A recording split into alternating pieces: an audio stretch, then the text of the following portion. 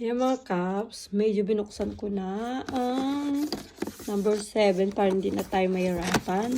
So, ang laman ng number 7 natin is sticker siya. Hindi ko alam kung anong klaseng sticker to, pero ayan. Spot patches. Para sa tagyawas mga Kaps. And yung number 8 naman is parang pangkilay na naman siguro to. Ayan. Ano naman to? Makeup pencil daw. Ayan. Parang ano sa lip liner yata to or ano siya. Basta ayan.